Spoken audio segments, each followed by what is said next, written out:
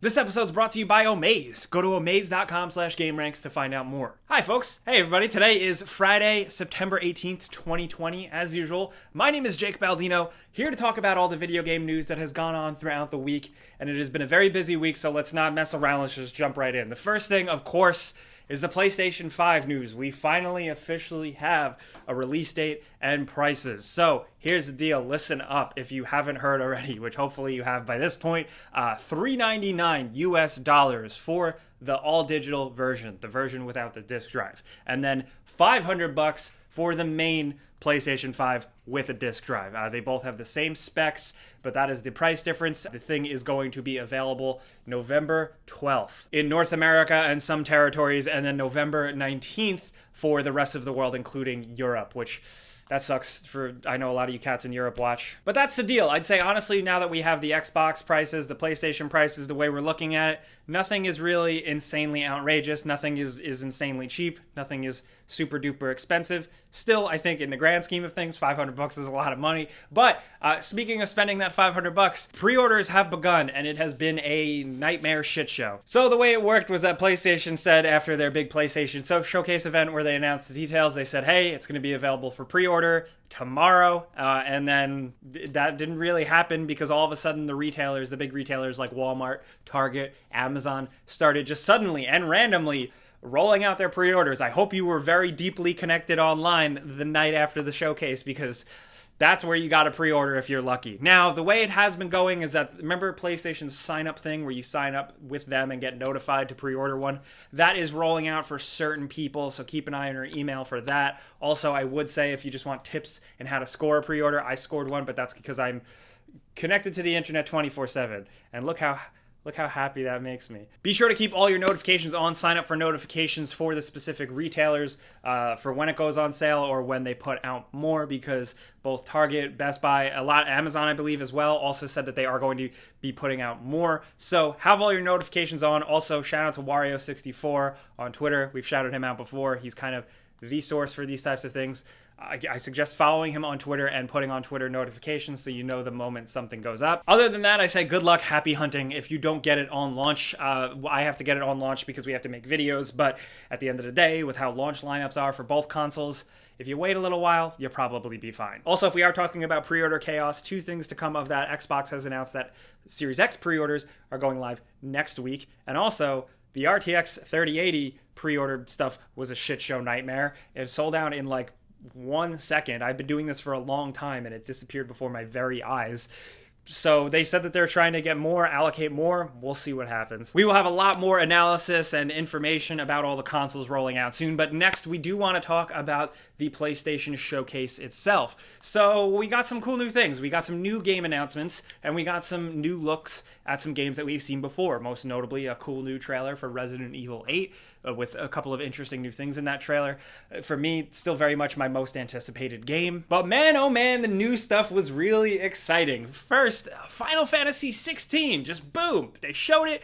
It was like a cinematic / gameplay trailer. Seems really, really interesting. It's Final Fantasy going back towards more of a knights and swords and magic setting compared to how more recently they've been building these weird hybrid sci-fi universes. Very happy to see them go here. Very happy to see gore. As a Final Fantasy fan, it's cool to see a bunch of blood everywhere in a couple of scenes. Combat looks very interesting. Graphically, it doesn't look like it's like the most insane thing in the world, but I'm still very excited that there is a new full mainline Final Fantasy game coming out. I love Final Fantasy, so I'm all in. That, of course, isn't going to be a launch game. Another thing that isn't going to be a launch game is Hogwarts Legacy. Remember that Warner Brothers leaked Harry Potter RPG from a ways back? That was a thing. Now, ta-da, officially, it is really a thing. Takes place in the 1800s. It seems like you still make your own character. There is some sort of unseen threat. You do go to the world surrounding Hogwarts. We got a quick glimpse at Hogsmeade. We got to see Dementors in action. We also got to see, like, big creatures. A lot of this looks like it was running in engine and in gameplay. New looks at Hogwarts itself. I expect it to be kind of different considering it's a different time period. And ultimately all I want from this is, can this kind of fill the void that the Fantastic Beasts movies tried to in terms of blowing out the universe and making it more interesting, and they still exciting to see. But the biggest thing, the bomb drop at the end, was a tease for the next God of War game. We got a symbol and it says Ragnarok is coming with a little voiceover from Kratos. That's all we know. We do know it is coming 2021 apparently, which I think that's kind of a good turnaround time since the previous game. So yeah, boy. What?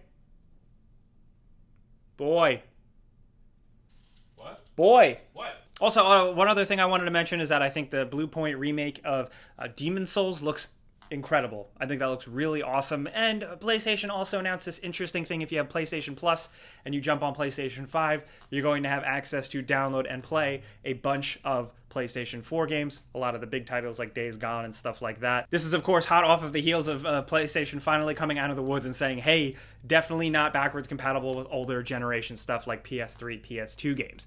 I kind of foresaw it being like how it is, where some games are available digitally. I am happy to hear that Jim Ryan has said that 99% of PlayStation 4 games will work on PlayStation 5. That's good. And the news just kept on coming from this event because we also found out that Miles Morales, the Spider-Man game, and the new Horizon game are both going to be PlayStation 5 games, but they're also both going to be available on PlayStation 4. So if you can't upgrade right away, you're going to still be able to play these games, which is a little bit of a switch from Sony's messaging prior, where they were saying like, hey, the next generation is the next generation. We got to move forward. Seems like they're going to ease into it a little more than they like to suggest at first. In terms of the showcase itself, the event, I'm just happy to see games. Where I'm playing them, I don't care what generation they're on. It's just good to see games, good to see gameplay, some exciting stuff. I loved it for that. But it is worth pointing out that afterwards we did also notice that some of these games are going to be listed for $70 US, which is a $10 jump from the $60 price point.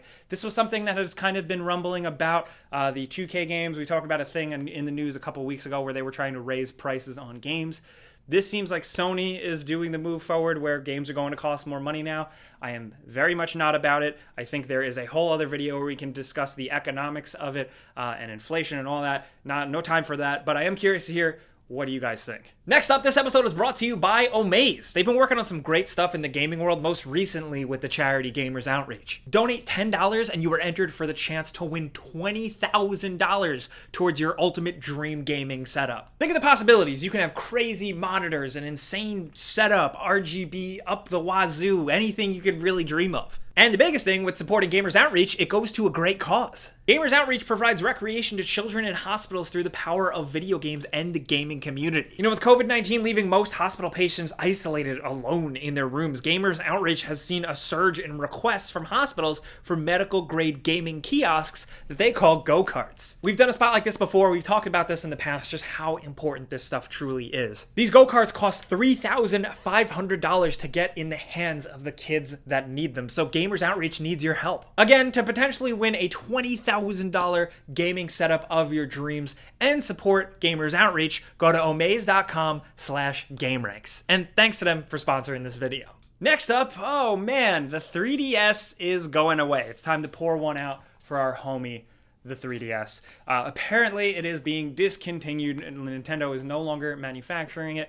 This was first noticed on Japanese websites, and now on the US website there's not really much of a mention of a 3DS. So while this is probably going to be a slow trickle down, a slow shut off, so to speak, whatever the hell phrase you want to use, this is the beginning of the end for the 3DS. They're moving on, and thanks for the memories, 3DS. You are a very good handheld, and I learned so much from the 3DS because a lot of people forget that when the 3DS first launched, it was not a good launch. A lot of people weren't happy with it, from the games to a lot of issues around it, and a lot of people thought that the 3DS was going to fail, and then it totally bounced back and became the kick-ass handheld machine that wouldn't die, even pretty late into the Switch's life cycle. So if you ever hear me talk about PlayStation or Xbox or whatever new thing, you'll probably notice I never immediately dismiss something as like, it's a disaster, it's gonna fail, it's not gonna happen. Part of the reason why I'm like that is because of what I learned observing the 3DS. So thanks for that. Anyway, other Nintendo news, we got a little Nintendo Direct with some interesting things that rolled out. First, the fact that Ori and the Will of the Wisps is now on Switch today, or when the thing happened yesterday. So that's a very good game. I think you should definitely play wherever you play it. We also got some Monster Hunter news. 2 Monster Hunter games. The first, Monster Hunter Stories 2, if that's your type of thing. Very, very kind of spin-off Monster Hunter game. Then we also got a all-new Monster Hunter game, Monster Hunter Rise. Those are, I think, the biggest takeaways, the things to look forward to the most. But with the stuff, the news and just reveals keep rolling, we also got the announcement of the Oculus Quest 2. The Oculus Quest, for those of you that don't remember, is like the headset I've kind of recommended the most. It's wireless, but it can connect to your PC and play real VR games. This newer version is cheaper, lighter, higher pixel density.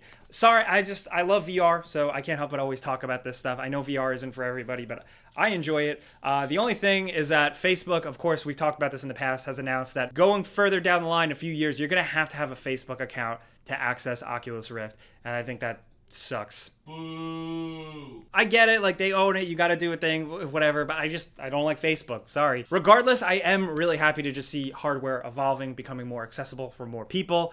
So there's that. But since we are talking about VR games, Ubisoft has announced some official real VR games, not like interactive experience VR games, but actual VR titles. An Assassin's Creed one, and wait for it, what do you think? They're making a Splinter Cell game, a VR game. Which, so, like, I will say, that's good for me. I love VR. I am of that very small percentage who is going to be able to play this game. Maybe it'll be cool. I'll give it a shot. But it's still not what we want. Just a regular old Splinter Cell game. Come on. Also, just saying, if this Splinter Cell game has the Sam Fisher from Rainbow Six Siege, I'm sorry, I'm sure he's a nice guy, but... But now let's talk about some things linked in the description below. Got some trailers and stuff for you. Also, can I just say real quick, soapbox for a second? Thank you guys. Every once in a while, I shout out like a channel or a creator video or something like that. Last week it was Highlight Reel going off on its own, and you guys went to their comment section and like spread love, and that's really cool to see. With this channel being so big, sometimes I don't think that there's like, it's hard to get a grasp on community, but seeing you guys go share love to other YouTube videos and creators, thank you. Anyway, some videos linked in the description below, some stuff you should catch. Of course, all the stuff I've talked about is already linked, but some things here. First, we have the Dirt 5 gameplay trailer that just shows straight gameplay for next generation consoles.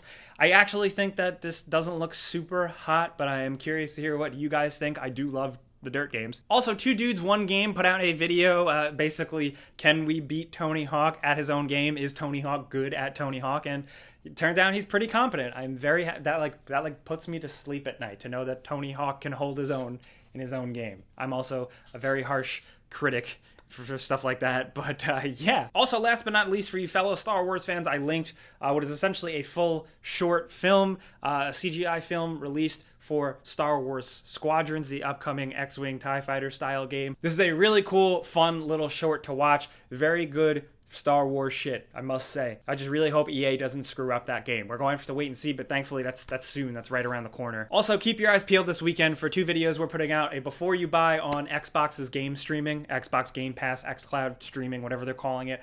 Also, we might work on a before you buy for the Crysis remake, remaster, whatever. Apparently that's out today. Have you guys even heard anything about that? Anyway, the last story I wanted to acknowledge is Michel Ancel, the creator of stuff like Rayman, Beyond Good and Evil, the famed lead video game developer, has led many teams to make really cool stuff. He's officially retiring. He's basically out of the video game biz, and this is interesting because, of course, he was working on Beyond Good and Evil 2 and that game called Wild that was teased many, many years ago at E3, which was apparently still in development. So essentially, he said he's out, but these games are still being worked on and there's no issues or anything like that. Ubisoft has also said that development is still continuing on these things. But yes, so for a creative legend to just retire, cool, man, good luck. But to leave mid-project, really to leave multiple projects in the middle of things, that's very interesting. Especially because Wild and Beyond Good and Evil 2 personally are games that I was really looking forward to seeing.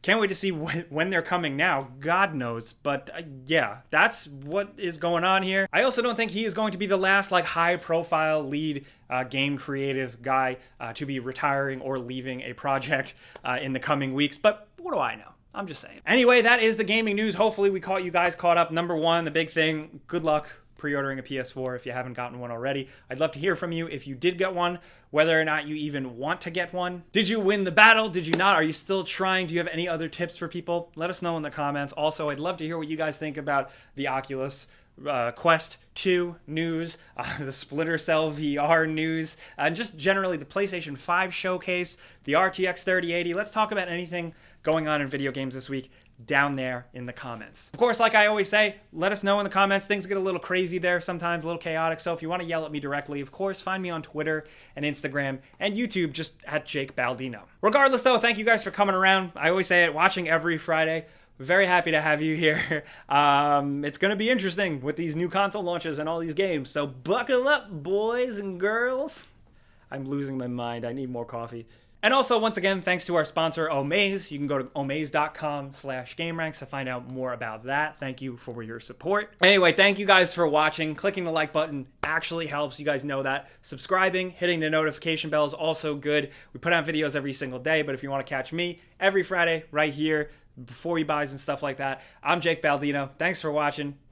Pizza's on me.